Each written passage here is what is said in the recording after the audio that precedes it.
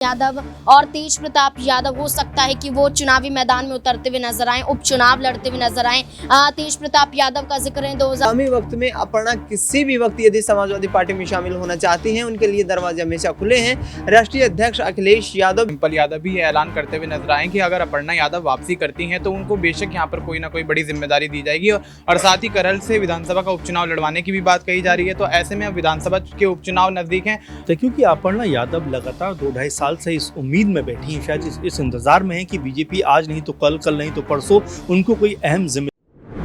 जनवरी 2022 में समाजवादी पार्टी छोड़कर के भारतीय जनता पार्टी में शामिल हुई सपा संस्थापक और सूबे के पूर्व मुख्यमंत्री मुलायम सिंह यादव की छोटी बहू अपर्णा यादव अब 2.5 साल के इंतजार के बाद भी इंतजार में ही है, क्योंकि लंबा वक्त उन्होंने भाजपा में बिता दिया है। इस कहीं ना कहीं इंतजार वो भी था कि अब जाकर के उन्हें चुनावी मौका मिलेगा, लेकिन एक भी मौका नहीं मिला। जबकि कई ऐसे अवसर आए जहां भारतीय जनता पार्टी उन्हें अपना उम्मीदवार बना सकती थी, चाहे 2022 में हुए सूबे के विधानसभा चुनाव रहे हो या उसके बाद प्रदेश की कई विधानसभा और लोकसभा के उपचुनाव हो या फिर हो साल 2024, जिस साल उत्तर प्रदेश से राज्यसभा सांसदों का चयन होना था, उसके बाद उत्तर प्रदेश विधान परिषद के लिए चयन होना था और सूबे की 80 लोकसभा सीटों पर भी आम चुनावों के तहत मतदान था। लेकिन एक बार भी अपर्णा यादव को भारतीय जनता पार्टी ने मौका नहीं दिया।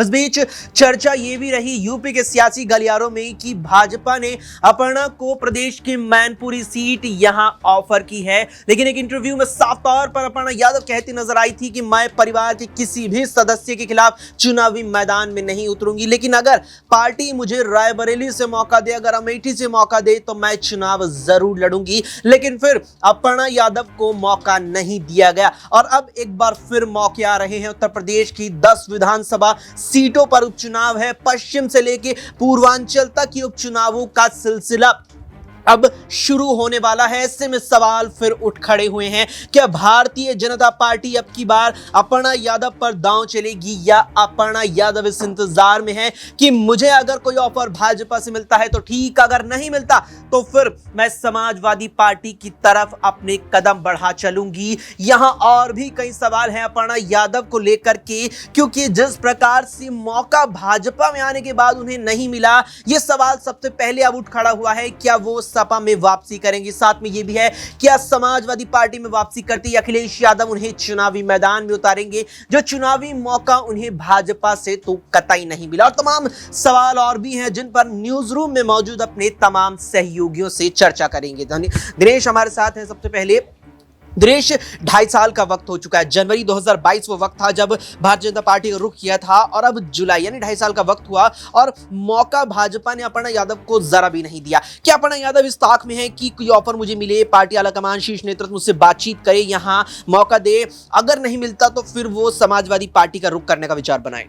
हाँ, देखिए, 1 महीने से अधिक वक्त हो चुका है केंद्र में नई सरकार बने और अपर्णा यादव को लेकर लगातार चर्चाएं ये जारी थी कि चुनाव के बाद वो कोई बड़ा फैसला ले सकती हैं। लेकिन जिस तरीके से सैफई में उनकी शिवपाल यादव से मुलाकात हुई, उसके बाद तमाम जो है कहीं ना कहीं जो कयास लग रहे थे वो अब समाजवादी पार्टी को लेकर के लगातार और भी आगे बढ़ते हुए नजर आ रहे हैं। और करहल सीट विशेष तौर पर यदि अक्ष देखा जाए तो यहाँ पर अखिलेश यादव ने जो सीट छोड़ दी, विधानसभा सदस्यता से इस्तीफा दे दिया है, उसके बाद यहाँ उपचुनाव होने वाला है और करहल में होने वाले उपचुनाव में भारतीय जनता पार्टी की टिकट पर चुनाव लड़ने का कहीं ना कहीं यहाँ पर ख्वाब अपर्णा यादव देखती हुई नजर आ रही हैं। यदि ऐसा होता हुआ नजर आता है तो फिर वह समाजवादी पार्टी के लिए मुश्किलें खड़ी कर देंगे, क्योंकि जिस चीज़ का उनको इंतजार था वो चीज़ कहीं ना कहीं अब उनके हाथ लग सकती है, वरना फिर आगे आने वाले वक्त में वो सोच विचार करने पर अवश्य मजबूर हो जाएंगी। क्योंकि शिवपाल यादव लगातार ये कहते रहे हैं कि भाई परिवार के तमाम सदस्य चुनावी मैदान में हैं, पार्टी मजबूत है और तमाम सदस्यों ने यहाँ पर लोकसभा का चुनाव जीता है। तो ऐसे में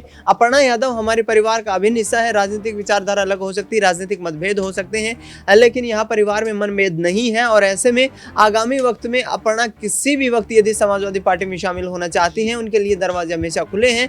राष्ट्रीय अध्यक्ष अखिलेश यादव भी कहीं ना कहीं इस चीज़ को लेकर के ज़्यादा कुछ सोच विचार में नहीं है और डिम्पल यादव के साथ उनके रिश्ते काफ़ी मधुर बताए जाते हैं। ऐसे में आगामी वक्त में उपचुनाव होने वाला है, देखना ही होगा कि बीजेपी क्या अब उनकी कहीं ना कहीं राजनीतिक ताजपोशी करती हुई नजर आती है, और यदि ऐसा नहीं होता है तो फिर अपर्णा निश्चित तौर पर यहाँ पर बीजेपी से किनारा करती हुई दिखाई दे सकती है। अपर्णा भाजपा से किनारा कर सकती है और इसकी संभावनाएं जो हैं अब बढ़ती चली जा रही है। लेकिन अगर सपा का रुख करेंगी तो क्या अखिलेश यादव स्वीकार करेंगे, और अखिलेश अगर स्वीकार करेंगे भी तो क्या उन्हें वो मौका देंगे जो बीजेपी से उन्हें नहीं मिला? सवाल हमारे सहयोगी मनीष से रहेगा। मनीष, चुनावी मौका आता है, राजनीतिक मौके मिले, लेकिन जब चुनावों पर बात आती है तो वो अवसर भारतीय जनता पार्टी से अपर्णा यादव को नहीं मिला। क्या अगर सपा का रुख करेंगी तो क्या अखिलेश यादव उन्हें वो मौका दे सकते हैं? जी बिल्कुल अक्षय, जिस तरीके से लोकसभा चुनाव के दौरान से देखा गया, शिवपाल यादव, अखिलेश यादव, यहाँ तक कि डिम्पल यादव भी ये ऐलान करते हुए नजर आए कि अगर अपर्णा यादव वापसी करती हैं तो उनको बेशक यहाँ पर कोई ना कोई बड़ी जिम्मेदारी दी जाएगी, और साथ ही करहल से विधानसभा का उपचुनाव लड़वाने की भी बात कही जा रही है। तो ऐसे में अब विधानसभा के उपचुनाव नजदीक हैं, तो अगर इसी दौरान यहाँ पर अपर्णा यादव की वापसी होती है तो करहल से विधानसभा का उपचुनाव तो लड़ेंगी ही, लेकिन आने वाले विधानसभा चुनाव 2027 में भी उनको बड़ी भूमिका यहाँ पर निभाते हुए देखा जा सकता है समाजवादी पार्टी में, क्योंकि अखिलेश यादव चाहते हैं कि अपर्णा यादव को यहाँ पर कोई बड़ी जिम्मेदारी सौंपी जाए। और ऐसे में अखिलेश यादव ही नहीं, तमाम सपा के कार्यकर्ता, और यहाँ पर देखा जाए तो चाचा शिवपाल यादव और डिम्पल यादव, जिस तरीके से मैंने कहा कि उनको पूरी यहाँ पर जिम्मेदारी देने के लिए तैयार हैं। तो ऐसे में अगर अपर्णा यादव वापसी करती हैं तो यहाँ पर उस तरफ से भारतीय जनता पार्टी की तरफ से जो उनका सपा का जो वोटर्स है जो गया है, यादव वोटर्स जो है वो सपा के पाले में दोबारा आता हुआ दिखेगा, और ऐसे में भारतीय जनता पार्टी के हाथ से यादव वोटर छूटता हुआ नजर आएगा। बिल्कुल, यहाँ पर भाजपा के हाथों से जो यादव वोट बैंक है जिसे वो कुछ हद तक पाने में 2022 में कुछ हद तक कामयाब नजर आई थी, वो छिटक सकती। लेकिन सवाल और भी हैं, नाज़मीन से जानेंगे। नाज़मीन, अपर्णा यादव और पति प्रतीक यादव दोनों के रिश्ते चाचा शिवपाल से बेहतर बताए जाते हैं, और शिवपाल कहते हुए नजर आए थे कि स्वागत है हर किसी का सपा में। क्या ये हो सकता है कि पति प्रतीक यादव से शिवपाल यादव पहल करें अपर्णा को भाजपा छोड़ यहाँ सपा में शामिल कराने की? देखिए, जैसा कि आपने कहा कि जिस तरीके से शिवपाल यादव के साथ रिश्ते यहाँ पर मजबूत नज़र आते हैं, जिस तरीके से अपर्णा यादव को अपनी बेटी समान यहाँ पर शिवपाल यादव मानते हैं। प्रतीक यादव की बात करें तो खुद अखिलेश यादव को सपा का उत्तराधिकारी बनाने में बड़ी भूमिका उन्होंने अदा की है मुलायम सिंह यादव के निधन के बाद। तो प्रतीक यादव को लेकर भी ये चर्चाएं तेज़ हो चुकी थी कि राजनीति में एक्टिव नहीं है, लेकिन समय आ चुका है शायद वो राजनीति में एक्टिव होते हुए नजर आए। लेकिन जिस तरीके से प्रतीक यादव की चर्चाएं तेज हो रही हैं, जिस तरीके से अपर्णा यादव को लेकर सुर्खियां बनाई जा रही हैं कि क्या भारतीय जनता पार्टी उन्हें इन उपचुनावों में चुनाव लड़ाती हुई नजर आएगी या फिर मजबूरन अपर्णा यादव को भारतीय जनता पार्टी छोड़ना पड़ सकता है, तो इसमें कई यहां पर मौके मिलते हुए नजर आ रहे हैं। जैसा कि अब देखिए कि जहां सपा की तरफ से दो नामों की चर्चा हो रही थी कि सोबरन यादव और तेज प्रताप यादव हो सकता है कि वो चुनावी मैदान में उतरते हुए नजर आएं, उपचुनाव लड़ते हुए नजर आएं। तेज प्रताप यादव का जिक्र है, 2014 में उन्होंने मैनपुरी से चुनाव लड़ा था, पूर्व सांसद हैं। सोबरन यादव की बात करें तो 2002 में करहल विधानसभा सीट से ही उन्होंने भारतीय जनता पार्टी के नेतृत्व में चुनाव लड़ा, लेकिन 2002 के बाद वो सपा का दामन थामते हुए नजर आए। अब भारतीय जनता पार्टी के खिलाफ इनका इस्तेमाल भी किया जा सकता है। तो वहीं अपर्णा यादव की बात करें तो जहां अपर्णा यादव की चर्चा हो रही थी, उसी से पहले भारतीय जनता पार्टी एक नाम को आगे कर देती है, अनुजेश प्रताप सिंह। वो अनुजेश प्रताप सिंह जो धर्मेंद्र यादव के बहनोई हैं, सपा से रिश्ता भी रहा है। 2017 के बाद वो भारतीय जनता पार्टी का हिस्सा बन गए। अब परिवार के खिलाफ परिवार को उतारने की कोशिश भारतीय जनता पार्टी तो कर रही है। इसमें अपर्णा यादव का नाम नहीं है, लेकिन अनुजेश प्रताप सिंह का नाम जरूर सुर्खियों में आ रहा है। तो इस आधार पर भी कहा जा रहा है कि क्या एक बार फिर से अपर्णा यादव दरकिनार की जा रही हैं? क्या करहल पर अपर्णा यादव को लेकर भारतीय जनता पार्टी बिल्कुल भी विचार नहीं कर रही है? तो इस आधार पर भी ये कहा जा रहा है कि हो सकता है कि अपर्णा यादव अपने परिवार के पास दोबारा चली जाए। इसमें भूमिका प्रतीक यादव निभाएं या फिर शिवपाल यादव निभाएं, लेकिन अपर्णा यादव का ये निजी फैसला है।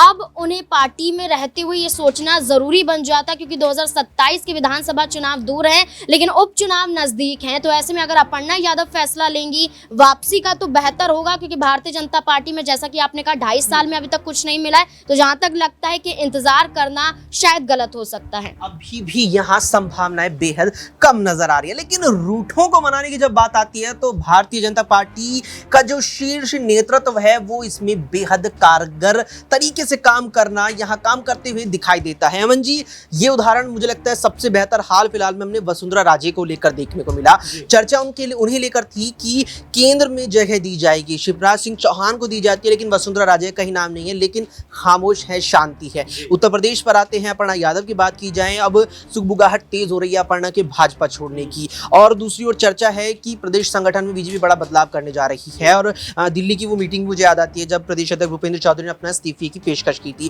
क्या बीजेपी संगठन में अपर्णा को मौका दे सकती है? क्या प्रदेश अध्यक्ष जैसा पद उन्हें सौंपकर कुछ हद तक उनकी नाराजगी दबा सकती है? देखिए जाहिर बात है, क्योंकि अपर्णा यादव लगातार 2-2.5 साल से इस उम्मीद में बैठी हैं, शायद इस इंतजार में है कि बीजेपी आज नहीं तो कल, कल नहीं तो परसों उनको कोई अहम जिम्मेदारी देती हुई नजर आएगी। लेकिन देखिए अक्षय, बारंबार ये चीज़ हो रही है कि उनको जिस तरह दरकिनार किया जा रहा है वो ये बताता है कि इससे आजिज आकर वो हो सकता है कि सपा में वापसी करते हुए नजर आ जाएं, क्योंकि लगातार ये बात खबरों में है, चर्चाओं में है कि शिवपाल यादव के साथ में उनकी मीटिंग्स भी हो रही हैं। तो ऐसे में बीजेपी अगर उनको अपनी पार्टी में रखना चाहती तो हो सकता है कि ये दाव कहने के चलती हुई नजर आ जाए, क्योंकि भूपेंद्र चौधरी को लेकर वैसे भी एक माहौल बनता हुआ नजर आ रहा है और उन्होंने अपने इस्तीफे की पेशकश भी की है। तो ऐसे में हो सकता है कि संगठन में भी बदलाव होते हुए दिखाई पड़े और यहाँ पर अपर्णा यादव को कोई अहम जिम्मेदारी मिलती हुई दिखाई पड़े, क्योंकि ये लगातार देखने को मिल रहा है कि अपर्णा यादव को लेकर जिस तरह से एक माहौल बना था बीजेपी के अंदर, एक तरह से ऐसा लगा था कि उनको कोई बड़ी और अहम जिम्मेदारी मिलेगी, कोई बड़े पद पर उनको बैठाया जाएगा, कहीं ना कहीं मंत्री पद उनको मिलेगा। लेकिन